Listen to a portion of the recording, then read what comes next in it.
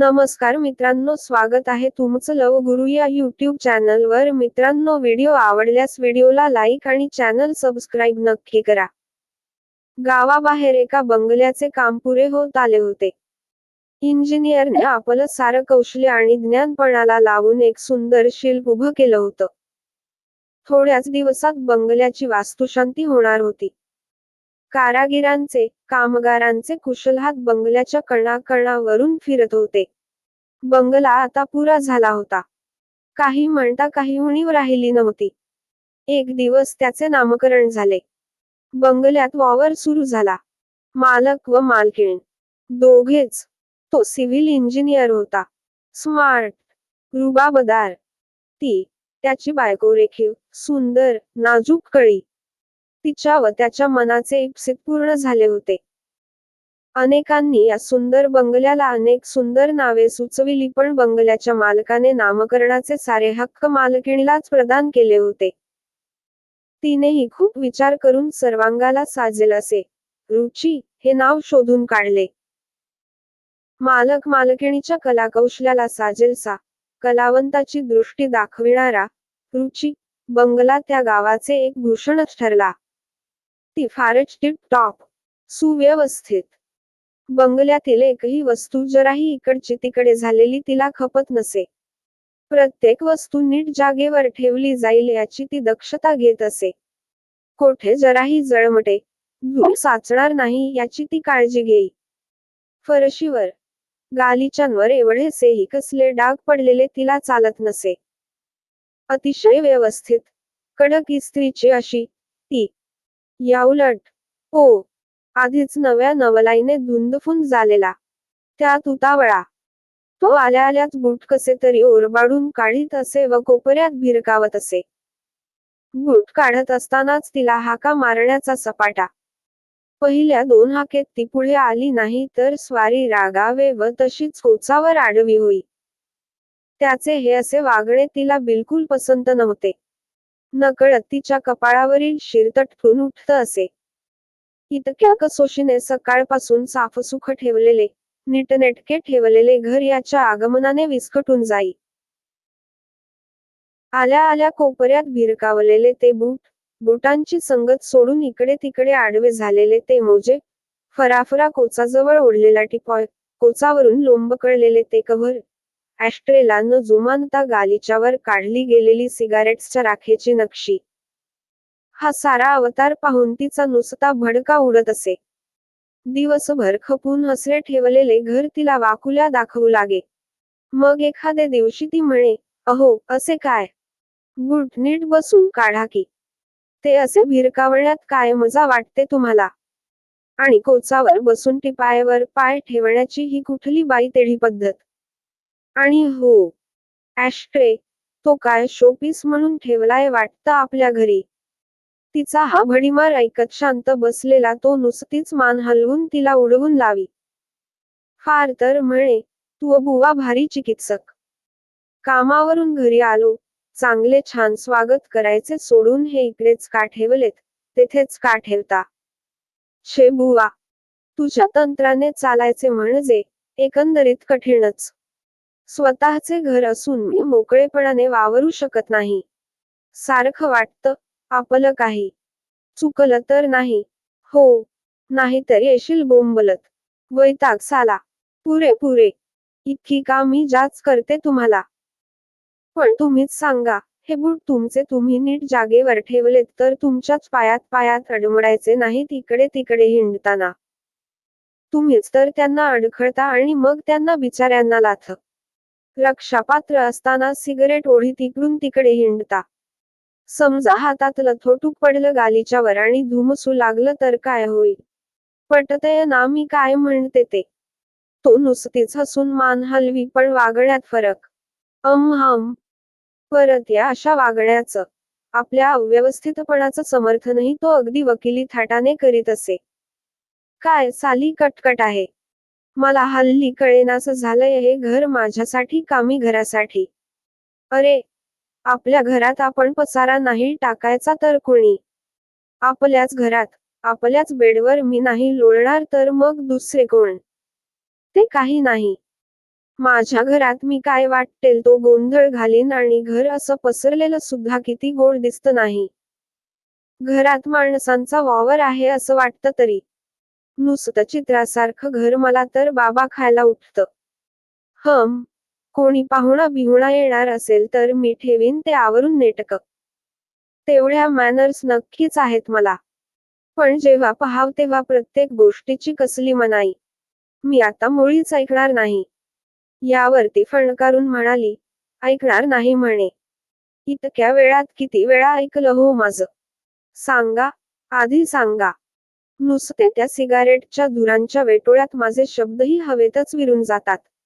तुम्ही आपले ऐकून न ऐकल्यासारखे करता. आता हेच पहा ना. पेपर वाचायला घेतलात, पानं नीट न जुळवता टाकून दिलात. बरं, तोही टिपायावर नीट ठेवला का? दिलाय भिरकावून कोचाच्या आणि टिपॉयच्या मध्ये. मासिक चाळलीत तीही उघडी ठेवून दिलीत. रात्री सुद्धा वाचता वाचता छातीवर पुस्तक उघडं, दिवा आपला जळतोय. पण मी म्हणते, एवढी वाचनाची आहे ना तुम्हाला आवड, मग नीट टेबल खुर्चीवर टेबल लॅम्पचा प्रकाशात बसावं वाचत खुशाल. कंटाळा आला की पुस्तक मिटवून रॅकमध्ये ठेवावं नि जावं झोपून.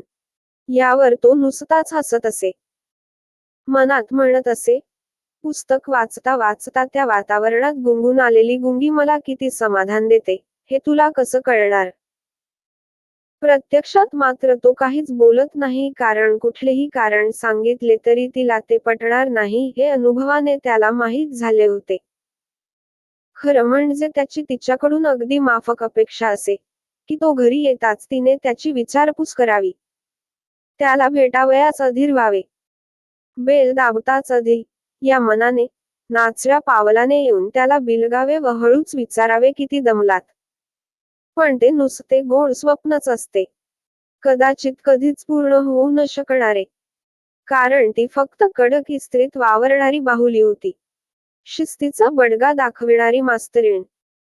तिचे प्रेम हाडामासाच्या नवऱ्यापेक्षा तिच्या घरावर, फर्निचरवर, गालिचांवर व तिने जमविलेल्या असल्या संग्राह्य शोपीसेसवर. त्यात आपण कुणावर हे करतोय, एका भाववेड्या माणसाच्या भावना तुडवतोय याचा विचारही तिच्या मनाला स्पर्श करीत नसे. कधीही पहा, तिची नजर सर्व काही ठीक, जागच्या जागी आहे ना हे पाहण्यातच गुंतलेली असे. वास्तविक पाहता तो होता इंजिनियर. त्यातून सिव्हिल साईटवर काम करणारा. ऊन, पाऊस, वारा झेलीतच त्याला काम करावे लागे. कायम उभं राहायचं. पाय अगदी मोडून येत. उन्हाचे चटके सहन करायचे सावलीची अपेक्षा करीत. मग येणारा थकवा घरच्या उल्हासाने पळेल म्हणून धावत धावत, घाईने, ओढीने घरी यायचं. कधी एकदा तिला भेटतो असं त्याला होऊन जाई. ती उत्साहाने आपले स्वागत करील. मग आपण तिला साईटवरील गमती-जमती, मजेदार घटना ऐकवू. ती त्या ऐकेल. आपल्या कामात रस घेऊन आपल्या कामाविषयी माहिती विचारेल व मग आपण तिला समजावून सांगू. अशा कल्पना, असे मनोरथ करीतच तो घरी येई. घर येताच गाव बेलवर बोट ठेवताच त्याच्या डोळ्यापुढे ती उभी राही. ती जणू काही हातात वेताची छडी घेऊन आलेली मास्तरीणच. मग त्याच्या साऱ्या भावना गोठून जात असत. काही बोलावे असेच वाटत नसे.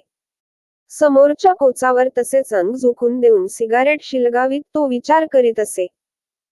त्याच्या प्रत्येक हालचालीवर हिची बारीक नजर असे. दाढीचे सामान व्यवस्थित ठेवले की नाही, पाणी सांडले असल्यास ते नीट पुसून घेतले की नाही, बेडशीट्स, कव्हर्स, उषा, लोण तो व्यवस्थित ठेवतो की नाही, सिगारेटची राख ॲशट्रे मध्येच टाकतो की नाही, नाना गोष्टी. पण बारीक बारीक बाबतीत सारखा हिचा सासूरवास. एवढेच काय, जेवावयास बसल्यावर सुद्धा तो खरे जेवू शकत नसे. तिथेही हिचा मॅनर्स बद्दल कटाक्ष. जरा तृप्त होऊन एखादी ढेकर दिली की लगेच, शी, काय हा गावंढळपणा. अहो, तुम्ही चांगले सुशिक्षित, उच्च पदवीधर, तुम्हाला शोभतं का असा आवाज काढीत जेवणं. तरीही तो शक्यतो समजूत काढायचा प्रयत्न करीतो. यावर म्हणे, हे म्हणजे तुझं काहीतरीच बर का. अगं मीही माणूसच आहे. एवढा चांगला स्वयंपाक तुझ्यासारख्या सुगरणीने केलेला माझ्या प्रिय पत्नीच्या हातचा, अत्यंत चविचवीने खाल्लेला. आली तृप्तीची एखादी ढेकर तर काय बिघडलं? मी कानही मुद्दाम केले का? आणि दिली मुद्दाम तरी काय झालं ग? त्यात खरं तर तुझाच सन्मान आहे. नाही पटत. पण या वक्तव्यानेही तिच्या कपाळावरची आठी कमी होत नसे. मग त्याचाही जेवणाचे पाणी होई. काहीच न बोलता भांडभर पाणी पिऊन तो उठत असे. तिला थोडे संकोचल्यासारखे होत असे. पण तिचाही नाईलाज असे. कारण तिच्या अंगी लहानपणापासूनच शिस्त, व्यवस्थितपणा, मॅनर्स कसे रक्तात भिनून गेले होते. व्यवस्थितपणा या गुणाची ती गुलाम बनली होती. अति काटेकोरपणे स्वतःही व्यवस्थित राहत होती. मॅनर्स जपत होती व आपल्याबरोबर त्यानेही तसेच वागावे असा आग्रह धरीत होती. पण याबाबतीत पहिल्यापासूनच बेफिकीर राहणाऱ्या त्याला हे जमत नव्हते. गुण खरा, पण तिच्या बाबतीत तोच दुर्गुण होऊ पाहत होता. तिचे त्याच्यावर निस्सीम प्रेम होते. पण त्याचा गबाळेपणा ती खपवून घेऊ शकत नव्हती. तशी तीही फार भावनाप्रधान होती, भाबडी होती. त्यालाही तिचे आश्चर्य वाटे की जेव्हा पहावे तेव्हा ही आपली दवात न्हायलेल्या मुग्ध कळीसारखी प्रसन्नच सामोरी येई. तिचे हे रूप त्याला आवडे. सोबत नाही असे नाही, पण का कोणास ठाऊक, कदाचित गोडाचाही माणसाला वीट येतो तसंच काहीसं असेल. पण रोजच ती अशी सुसनात, प्रसन्न पाहिली की त्याला वाटे, तिला एखादे दिवशी उशीर व्हावा उठायला. मग धावपळ करत आपल्यासाठी तिने स्वयंपाक करावा. साडीवर खोचलेली, घामाघूम चेहरा, वेणीचा आंबाडा, त्यातून चुकार बटा कपाळावर डोकावतायत. थकलेला पण समाधानी असा चेहरा. कणकेने बरबटलेल्या हातानेच खट्याळ बटीला मागे सारण्याची धडपड. ही अशी तारांबळ पाहायला मिळावी असे त्याला फार वाटत असे. पण हिचे नेहमीच सर्व अप टू डेट. तिला ना होई कधी घाई, ना कधी धांदल. मग हा मुद्दाम तिची गंमत करी. स्वतःचा रुमाल स्वतः लपवून ठेवी व ऐन वेळी, माझा रुमाल लवकर दे, नाही तर उशीर होईल. अशा आरोळ्यावर आरोळ्या ठोकी. इकडे तिकडे शोधण्याचे नाटक करी व आता तरी तिची शिस्त थोडीशी बिघडेल अशा आशेने तिच्याकडे पाही. पण ती मुकाट्याने दुसरा परीट घडीचा रुमाल काढून देई. मग हिरमुसला होऊन तो तसाच बाहेर पडे. मनात म्हणे, ही एवढी थंड कशी? शिस्त आणि टापटीप तिच्या एवढी कशी अंगवळणी पडली? मीही काही अगदीच गबाळा नाही. बाहेर पडताना मीही अपटुडेट पोशाख करूनच बाहेर पडतो. पण घर हे घरासारखंच असावं. तेथे माणसाने मोकळं, ढाकळं वागायचं नाही तर कुठे वागायचं? बाहेर नेहमीच सर्व प्रकारच्या मॅनर्स सांभाळतो आपण. मग घरातही तेच का? घर हा बाहेरून आलेल्याला दिलासा, विश्राम. शिस्तीला बांधलेल्याला कसला आलाय आराम? का काय कळणार सुख बेबंदशाहीतलं? आपल्या आवडत्या गोष्टी मनमुराद करायच्या त्या घरातच ना. पण हिला अनेकदा सांगूनही तिच्या मनात माझ्याविषयी अढीच आहे. काय करावे? कसं समजावू? हळूहळू दोघांच्यात एकदरी दुरावा निर्माण होऊ लागला होता. तो तर एकदम अबोलच झाला होता. या कोमल भावना दडपून टाकण्याचा प्रयत्न करीत होता. आणि एक दिवस कहरच झाला. श्रावणातला पाऊस पडत होता. मधूनच एखादी सर कोसळत होती. हवेत गारवा आला होता. पाठोपाठ सूर्याची कोवळी उन्ह हवेत उबदारपणा आणीत होती. झाडे वेली फुलांनी डवरलेल्या होत्या. सुगंध वातावरणात दरवळत होता. त्या सुगंधाने, त्या निसर्ग चमत्काराने त्याच्या चित्तवृत्ती बहरून आल्या होत्या. काही झालं तरी आज आपण आपल्या राणीला खुश करायचंच असं मनोमन ठरवून तो घराबाहेर पडला. पावसामुळे रस्त्यावर भरपूर चिखल झाला होता. निसरडे झाले होते. पण त्याला त्याचे भान नव्हते. खूप वेळ घालवून, दुकानं पालथी घालून तिला शोभेल अशा रंगाची साडी घेऊन तो लगाबगा घरी आला. बूट चिखलाने बरबटलेले होतेच, पण कपड्यावरही चिखलाने खडी उमटवली होती. पण त्याला त्याची पर्वा नव्हती. तो मनाने कधीच घरी पोहोचला होता. सटसट पाय उचलीत, मोठ्या खुशीत शिळ घालीतच त्याने पायऱ्या चढल्या आणि आपलं अधीर बोट बेलवर दाबलं. बेल वाजवीतच राहिला. तिने दार उघडले. पावसात न्हाऊन आलेल्या त्याच्या अवताराकडे ती पाहतच राहिली. त्याने आवेगाने तिला जवळ घेतले व खोक्यातील साडी काढून तिच्या अंगाला लपेटली. राणी, राणी म्हणतच तो तिच्या प्रतिसादाची वाट पाहत राहिला. पण तिच्या कपाळावरील आठ्यांचे जाळे पाहून आपले काय चुकले हेच त्याच्या क्षणभर लक्षात येईना. ती क्रोधाने म्हणाली, शी, सगळा गालीचा खराब केलात. चिखलाचे पाय उमटवलेत त्यावर. लहान मुलाच्या वर्ताण आहात तुम्ही. तिच्या त्या वाग्बाणांनी तो विद्ध झाला. त्याच्या मनाचे थुई उडणारे कारंजे एकदम बंद पडले. आनंद मयूर पिसारा मिटवून गप्प झाला. पण एवढे दिवस तिचे आकांड तांडव सहन करणाऱ्या त्याच्या मनाने आज एकदम बंड पुकारले. अंजारून गोंजारून किती वेळा तरी त्याने तिला सांगितले होते की इतके एका टोकाला भिडणारी शिस्त बरी नव्हे. व्यवस्थितपणा जरूर असावा, पण त्याचा असा अतिरेक नसावा. पण स्वतःचे म्हणणे सोडावयास ती कधीच तयार झाली नाही. तो प्रत्येक वेळी संयम करी, कारण त्याला ती मनापासून आवडत होती. तिला दुखवणं त्याच्या जीवावर येत असे म्हणून. पण आज मात्र त्याचा तोल सुटला. इतके दिवस दाबून ठेवलेल्या भावनांचा कोंड माऱ्याचा आज स्फोट झाला. त्याने क्रोधाने तिला म्हटले, get out, I hate you. आपल्या नवऱ्याचा हा अवतार तिलाही नवाच होता. क्षणभर तीही बावरली. थयथयाट करीत चिखलाने भरलेल्या पायानेच तो सर्व खोल्याभर नाचत सुटला. वरच्या साजरी, सुंदर पडदे, कव्हर्स सारं त्यांना विस्कटून टाकलं. ॲश ट्रे उडवून दिला. फ्लावर पोट फोडला. भिंतीवरची किमती चित्र फाडली. ती अगतिकतेने हा नाश पाहत उभी होती. आपले काहीच चुकलेले नसताना त्याचा हा थयथयाट पाहून तीही चिडली. आपण राबून घर चित्रासारखं ठेवतो, पण याला त्याची काडीचीही किंमत नाही. मग का राहायचं आपण या घरात. मनाशी काही निर्धार करून ती आत निघून गेली. 5च मिनिटात ती बॅग घेऊन बाहेर आली. पण तोही तिला अडवायला पुढे झाला नाही. थंड डोळ्याने त्याने तिच्याकडे पाहिले. मान झटकून पटकन फाटक उघडून तीही बंगल्याबाहेर पडली व मागे वळूनही न पाहता रस्त्याला लागली. 2-3 दिवस सरले. हा विमनस्क स्थितीत सिगारेटवर सिगारेट ओढीत घरातच बसून होता. खोलीभर थोटकं पसरली होती. त्याचा चेहरा ओढलेला होता. दाढी वाढली होती. फार मोठ्या आजारातून उठल्यासारखा कधी नव्हे एवढा बापुडवाणा झाला होता. घराची रया गेली होती. आता स्वतःच्या वागण्याचा तो स्वतःशीच विचार करीत होता. अंतर्मुख झाला होता. खरं तर त्याला तिची फार आठवण होत होती. स्वतःशीच तो खंतावत होता. खरंच, घरासाठी बिचारी किती कष्ट करायची. मी दिवस रात्र घर स्वच्छ, सुंदर, नेटकं कसं राहील याच चिंतेत असायची. घरही काय सुंदर सजवायची.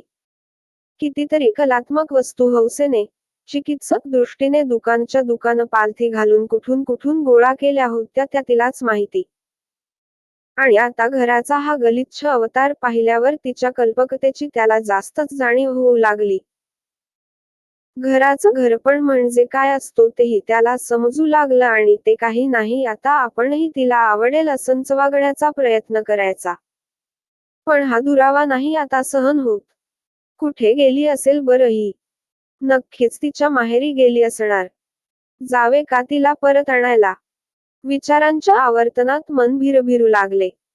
इकडे माहेरी अचानक निघून आलेल्या तिलाही चैन कसं ते पडत नव्हतं. किती झालं तरी भावनेच्या भरात तिने घर सोडलं होतं. तिचंही त्याच्यावर नितांत प्रेम होतं. तीही विचार करू लागली आणि विचारांती तिला उमगलं. खरंच, आपण ही किती वेड्यासारख्या वागत होतो. आपल्या सुखासाठी तो सतत झटत असतो. त्याच्यामुळेच तर मी या सुखाच्या गालिच्यावरून हिंडत होते. मला हवे तसे चित्रासारखे घर, उंची फर्निचर, पडदे सारं त्यानंच तराळून दिलं होतं. माझ्या आवडीनिवडींना किती जपत असे तो. पण मी त्याच्यासाठी काय केलं. त्याला दुःख देण्याव्यतिरिक्त, त्याचा वेळोवेळी हिरमोड करण्याव्यतिरिक्त का नाही मी स्वतःला थोडी बदलवू शकत. स्वच्छता, टापटीप यांची आवड आणि अतिरेक यांची सीमारेषा मी ओळखू शकले नाही. मी त्याला माझ्या शिस्तीत ठोकून बसविण्याचा प्रयत्न केला. खरंच मी चुकले. त्याचं म्हणणंही खरंच होतं. घर हे घरासारखे असावं. घरातच आपल्याला मोकळेपणाने, शिष्टाचार बाजूला ठेवून वागता येतं. घर म्हणजे रिलॅक्सेशन. आपण त्याचा सारा विश्राम हरवून टाकला. नाही. आता आपण असं वागायचं नाही. आता प्रथम परत जायचं, त्याची क्षमा मागायची. आपला व्यवस्थितपणा आपला आपणच सांभाळू. पण त्याच्यावर सक्ती नाही करायची. नाराजी दर्शवायची नाही. वागू दे त्याला त्याच्या मनाप्रमाणे. तोही बिचारा खरोखरच उन्हातान्हात काम करून किती दमत असेल. आल्यावर खरंच पाय लांब करून जरा पडावंसं वाटलं त्याला तर त्यात काय चुकलं त्याचं. मी मात्र फक्त माझाच विचार करीत होते. पण आता यापुढे मी नेहमीच फक्त त्याच्यासाठी, त्याच्या म्हणण्याप्रमाणेच जगणार आहे. इतर कोणीही हेवा करावा असं सुख लाथाडून मी घराबाहेर पडले. मी इथे येण्यात नक्कीच चूक केली आहे. परत जायलाच हवं. मनाचा असा पक्का विचार होताच तिला स्वस्थ बसवेना. कधी एकदा परत जाते नि त्याला डोळे भरून पाहते असे तिला झाले. घराची फार ओढ वाटू लागली. तशीच उठून तिने गाडी पकडली नि ती घरी पोहोचली. फाटक उघडीत असतानाच बंगल्याच्या दाराकडे तिची नजर गेली आणि ती अवाक झाली.